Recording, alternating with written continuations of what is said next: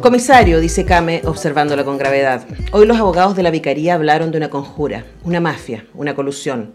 No sé exactamente qué era eso. Ellos creen que alguien se dedicó a robar niños para venderlos a otros países, especialmente a Suecia. ¿Habías oído hablar sobre eso? Lo había oído, pero hasta ahora nunca me había tocado de cerca. ¿Crees que podría ser cierto? Piden 2 cafés, el mesero desaparece, retoma la conversación. La dictadura quería terminar con la pobreza, le explica Kame.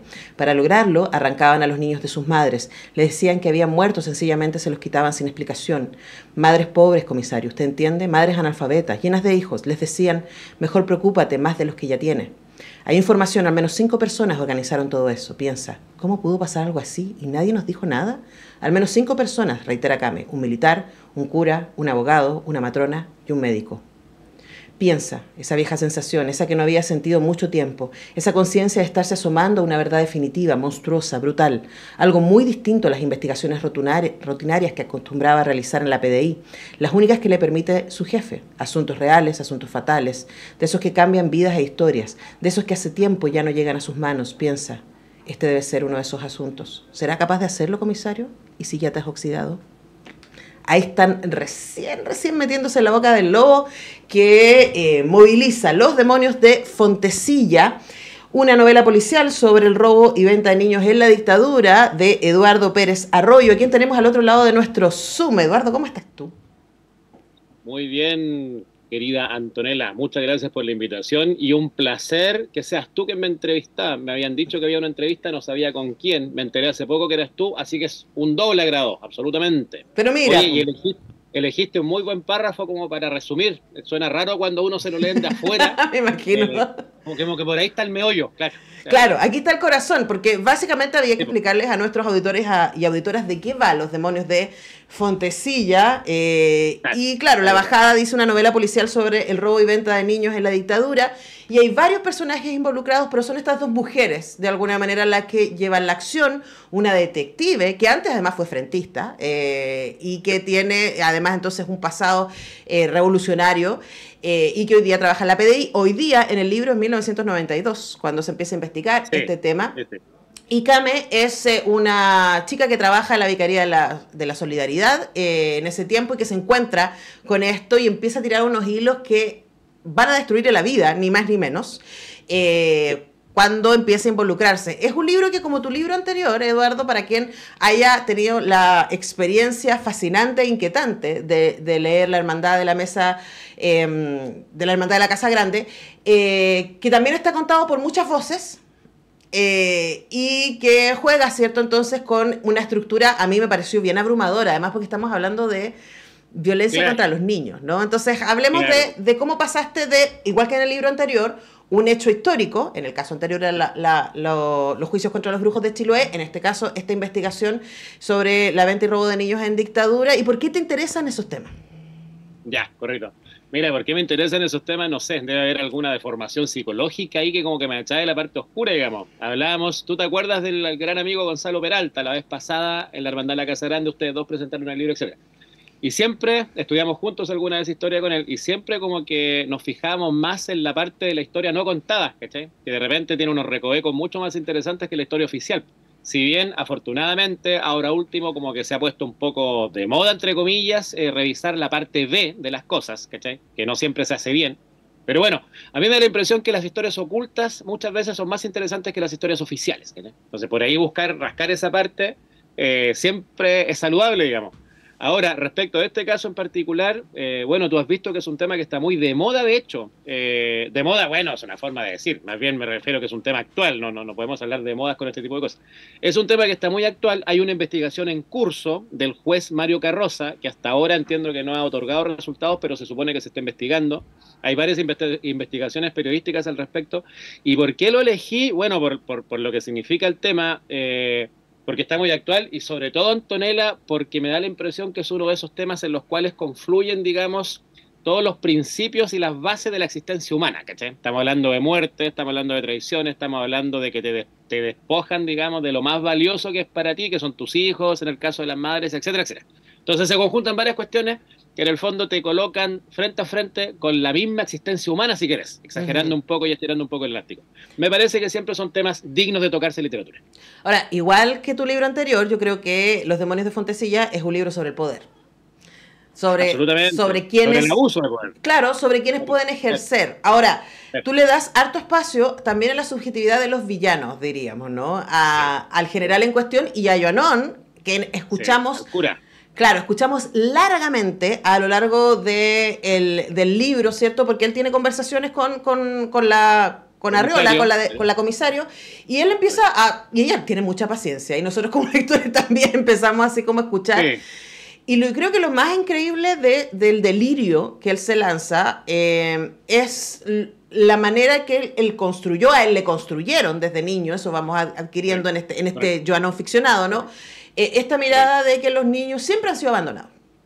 Y en la historia de Chile, ¿no? Y que siempre han sido vendidos y que siempre han sido abusados, y de alguna manera él con esos antecedentes se excusa a sí mismo respecto a lo que está haciendo. Hablemos de esa investigación histórica que va más allá de este caso, ¿no? Y que tiene que ver con el abuso, con la venta, con la esclavitud de niños. Pero mira, separándolo en dos partes, la parte literaria, digamos, y la otra parte histórica, la parte real, digamos. Del punto de vista literario, me da la impresión, tú lo manejas bien también, los personajes que son unidimensionales son un poco más aburridos, más planos, menos interesantes. Cuando le metes algunos recovecos, algunas sutilezas a los personajes, sean buenos o malos, es decir, no situar a los buenos completamente buenos ni a los malos completamente malos. Esa es una caricatura, digamos, que hay que dejar de lado. Entonces, desde el punto de vista literario, me pareció interesante jugar un poco con eso, ¿cachai? Ver a cuál de los enemigos, entre comillas, le dotábamos de un poco más de trasfondo, por así decirlo, para que las cosas no sean completamente en blanco y negro.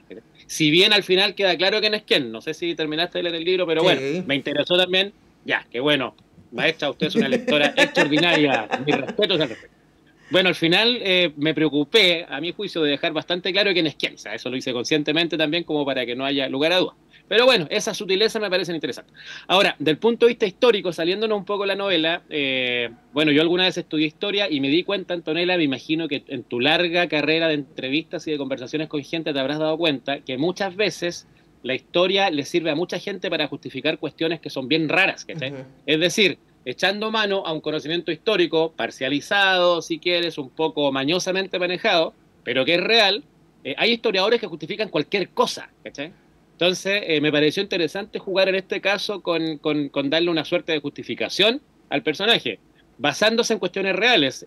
Hablando, insisto, desde el punto de vista estrictamente real, es verdad que en Chile toda la vida el Estado ha agarrado a los niños y hecho lo que ha querido con ellos. Eso incluso es una cuestión que antecede al gobierno de Pinochet. Hay dos casos, por ejemplo, registrados que están en la investigación de Mario Carroza, están de hecho en un texto que en este momento tiene su poder, en un informe que presentó la Cámara de Diputados, que fue hace poquito. Hay dos casos registrados durante el gobierno de Allende. Yo no estoy diciendo que el presidente Allende haya estado metido, no creo, pero es una maquinaria estatal que existe, que precede, digamos, a la existencia del gobierno militar, e incluso viene más para atrás, digamos. Entonces a mí me parece mucho más terrible, ¿cachai? No es la obra de un gobierno en particular, no es la obra del régimen militar, sino que es una constante en la historia de Chile. Entonces me pareció interesante poner toda esa cuestión, que es bastante desconocida, yo no tenía idea, de hecho, en este caso la voz de un personaje, para justificar, digamos, literariamente su accionar. Pero me pareció interesante cubrir esa parte también. No solamente fue el régimen de Pinochet, viene de antes, lo cual me parece más macabro. Sí, claro, y eso uno lo deja en un espacio también de mucha inquietud. El libro es duro de leer. Igual que muy duro. Igual que tu libro anterior, son libros, menos mal que yo andaba con poesía al mismo tiempo que estaba leyendo para refrescar un poquito. Sí, porque para entrar y salir de este mundo, porque, claro, es la pregunta sobre la infancia, sobre lo que el poder ha hecho con la infancia y qué pasa con esos adultos después, ¿no? Correcto. Y cómo, porque la historia va muy larga. Hay todo un espacio donde tú nos cuentas cómo se crearon estos demonios. Claro. Mira, claro, está interesante eso que dices. ¿Cómo se crearon los demonios? Es una cuestión que viene de muy atrás, te decía. El libro es duro. ¿Por qué es duro? Porque el tema es particularmente duro. Es un libro duro de leer, bien lo dices. Es un libro denso de leer. Es un libro desagradable, ¿cachai? En comparación, digamos, con la anterior, que fue La Hermandad de la Casa Grande, que es más una novela de aventuras, ¿cachai? También tiene sus partes duras, pero tiene partes más refrescantes, más acción, en fin. Aquí en este caso no creo que el centro era la parte de acción, o sea, no se me ocurría, digamos, hacer una novela de acción, por así decirlo, con este tema, ¿cachai? Aquí el tema es la psicología, es lo que está pasando por dentro de los personajes y cómo te deja eso. Entonces es una novela mucho más psicológica, más oscura, más dura, más densa, es desagradable de leer a veces. ¿Y por qué? Porque el tema que nos convoca, a mí me parece particularmente duro, denso y desagradable. O sea, robar niños y venderlos, no se me ocurre algo más macabro que eso. Es el equivalente infantil, creo yo, a los detenidos desaparecidos. Es decir, te quitan a alguien, te despojan completamente de alguien y no sabes el resto de tu vida qué fue lo que pasó. Y a mí me parece que es el equivalente de los niños a los detenidos desaparecidos. Entonces no se me ocurre algo más duro, más denso que eso. Sí. Y por lo tanto, creo yo que el lenguaje tenía que ir un poco acorde con eso. Sé que es una novela difícil de leer. A mí me costó mucho escribirla también. Pero por ahí va, digamos, el imaginario con el cual dio este resultado. Claro, porque también de alguna manera, y cuando hablamos respecto a la Hermandad de la Casa Grande, tú decías que cuando estamos hablando de magia, de brujería, que es el centro de esa novela, te daba mucho pie para jugar con el espectador y también desconcertarlo. Es una novela muy desconcertante, La Hermandad de la Casa Grande, en donde uno no sabe quién habla, desde dónde habla, y hay varias voces que hablan en el mismo párrafo, pero es la confusión que puede producir la brujería, y que es el horror, ¿no? Hacia la última parte del libro, además, nos detenemos en esa tensión del horror, del abandono y del abuso. Y hay lo que el poder ha hecho con los niños, porque no solamente los cambiaste de familia, sino también en muchos casos los usaste repetidamente de maneras horrorosas, ¿no? Y claro, leer eso es muy, muy duro. Pero preguntarte por qué era importante detenerse en el horror. Porque, mira, hay dos partes, perdón, hay dos partes acá. Una es la historia policial, si quiere, la historia un poco más melodramática respecto de cómo se llegó a este punto, cómo se llegó al punto de que una dictadura en este caso, perdón, delante dijimos que no solamente el gobierno de Pinochet había robado niños, pero el mérito, entre comillas, de Pinochet fue que sí sistematizó todo esto, o sea, lo agarró el gobierno militar, claro. Ahí hubo un avance más macabro, digamos, respecto a lo que había antes. Aquí se organizó, se hizo con aval del Estado, con dineros del Estado, con dineros públicos, con infraestructura pública, en fin. Se institucionalizó. Se institucionalizó, justamente, correcto. Ahora, es interesante abordar, digamos, atisbar cómo se llegó a eso, esa es como una parte policial, pero a mí me parecía igual de interesante y un poco también recomendado por mi gran editor, que es Simón Ergas, que él también puso ojo ahí y me dijo, te falta esta parte, te fortalece esta parte. Que es, digamos, las consecuencias psicológicas, las consecuencias afectivas, las consecuencias emocionales que trae el hecho, Antonella, de que tú seas madre, padre de familia, lo que sea, y te roben a tu hija. Claro. Claro, es una historia de la cual nadie, ninguno de los implicados, incluyendo a los malos, creo yo, puede salir incólume, puede salir bien parado. Es imposible salir bien parado una historia como esta. Entonces me pareció, respondiendo a tu pregunta, me pareció que era interesante de abordar las consecuencias psicológicas para todos que acarrea este tipo de situaciones. Una cuestión tan extrema, estamos hablando de una brutalidad extrema. Insisto, a mí no se me ocurre algo más extremo, más brutal que robarte a tu hijo y que nunca más sepas lo que pasó con él. Claro, y que incluso vayas en búsqueda de respuestas, ¿no? Porque lo que empieza a pasar, y están esas voces a lo largo del libro, ¿no? De que hay mujeres que desde el minuto uno dicen, esto es raro, mi hijo no tiene por qué haber nacido muerto. Y se quedan ahí porque estamos hablando en los 70, tú lo pones en el libro, nadie cuestionaba a un cura, nadie cuestionaba a un médico, dale, y después cuando empiezan a aparecer las noticias de las investigaciones en los 90, empiezan a decir, oye, pero esto me hace sentido con lo que a mí me pasó. Ahora, es el 92, en esta democracia tutelada, ¿no? Y lo que le dicen a Arreola, a la comisario, es como, usted no va a poder llegar muy lejos con esta investigación porque hay gente que está protegida. Pero luego el libro se llama Los demonios de Fontecilla y aparece un abogado al final del libro, ¿no? Y con las cosas que están pasando ahora, uno dice, uy, ¿qué tan lejos estamos de esa democracia tutelada, ¿cierto? Y los juegos del poder y respecto a qué tan lejos puede llegar la justicia para efectivamente hacer justicia a quienes están profundamente ligados del poder. Hablemos de la construcción de eso también. Qué interesante lo que planteas, Antonella. Bueno, yo creo que en Chile tenemos una larga historia de que algunas investigaciones judiciales, sobre todo cuando tocan a los poderosos, y por favor, no estoy hablando del punto de vista del resentimiento ni nada de eso, estamos constatando un hecho real. Viste que la derecha cada rato nos saca el tema del resentimiento, en fin, nada que ver. Pero ojo, yo por lo menos desde acá yo defiendo el resentimiento. El resentimiento es volver a sentir. No, por supuesto, claro. Y cuando no se ha hecho justicia, es normal que volvamos a sentir. Estoy completamente de acuerdo con eso, es más, yo lo avalo también, que más bien estoy rebatiendo el argumento que nos dan algunos locos por ahí, No, yo estoy de acuerdo contigo también, claro. Ahora, viéndolo más allá del resentimiento, que es legítimo, viéndolo desde un punto de vista estrictamente técnico, estrictamente objetivo, en Chile, te decía, tenemos un largo historial respecto de investigaciones que no llegan a ninguna parte cuando tocan a cierta gente. O sea, lo acabamos de ver hace poquito con el hijo, con el papá, perdón, de un líder de un partido de derecha. El viejo, al final, salió libre de polvo y paja, un par de penitas ahí en una cárcel de lujo, en fin, ya tenemos bastante historial con eso.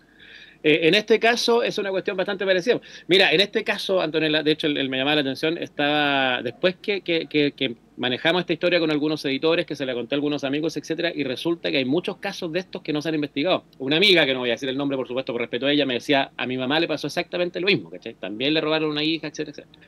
Y uno de los muchachos con los cuales trabajamos, que tampoco lo voy a identificar, etcétera, me dijo que una amiga de él, apenas le contaron más o menos de qué iba el tema, dijo, a mí me pasó lo mismo. O sea, tú empiezas a difundir este tema, Antonella, y estoy seguro, porque a mí me ha pasado, tú tienes más alcance comunicacional mediático que yo, por razones obvias, estoy seguro que empiezas a difundir este tema y te van a empezar a llover casos al respecto. Hay muchos casos que no se han... y todo eso está oculto, amparado, digamos, como tú bien dices, en un juego de poder. Pues las instituciones siguen ahí mismo, la gente sigue ahí mismo.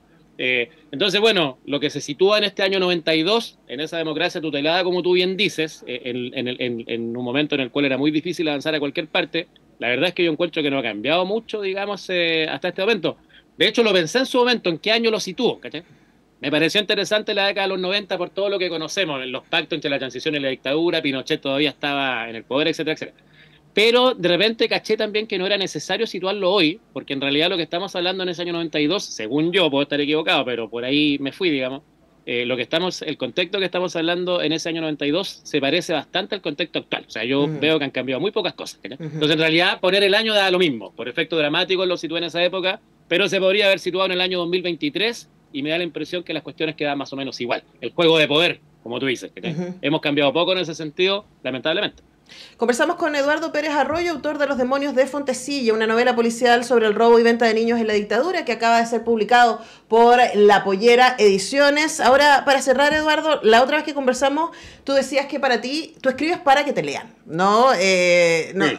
No son libros que van ahí a quedar para el estudio de la academia, aunque yo creo que sí. Yo sigo insistiendo. Ojalá, claro. Yo sigo insistiendo. Revisé la entrevista que te hice el 22 respecto a la Hermandad de la Casa Grande, y yo ahí digo, con todas sus letras, lo sigo asumiendo, que ese es un gran libro y va a ser un hito en la literatura chilena. Vamos a ver en 20 años. Que lo anotaste también hace poco en algunas redes sociales, te agradezco por eso, de hecho. Claro en el Instagram ahí hice mi recomendación de domingo, recomendando ese libro. Y vuelvo a ese tema, pero tú escribes libros que son difíciles. Son desafiantes para los lectores y lectoras. Pueden ser abrumadores, ¿no? Entonces, quizás desde ahí darle algunas pistas a nuestros auditores y auditoras de por qué vale la pena embarcarse en este horror al que nos invitas en Los demonios de Fontecilla. Mira, difícil, de hecho, el difícil, o sea, ¿cómo se recomienda, digamos, una literatura difícil? Tienes razón. ¿Por qué sale difícil? No sé si es tan consciente. Uno escribe en el fondo también lo que te gusta leer, ¿cachai? O sea, a mí me gusta ese tipo de literatura, para mí leer. Va el gusto personal también ahí, o sea, uno de repente tiene ciertas inclinaciones a cierto tipo de literatura por razones completamente arbitrarias, ¿cachai? A mí me gusta ese tipo de literatura, me gusta Ernesto Sábato, me gusta la Mariana Enríquez, cuestiones así que son más o menos densas. Ahora, sí, la idea, digamos, es hacer una historia densa. Es como las canciones de Los Prisioneros. Jorge González decía, queremos hacer letras muy densas, pero con una coraza bailable, ¿cachai? Como para que se escuche. Un poco ese es el rollo de acá. Ahora, me dio la impresión que eso se logró más en La Hermandad de la Casa Grande que en este, insisto, por la naturaleza del tema. La naturaleza de este tema yo creo que es mucho más macabro que la anterior.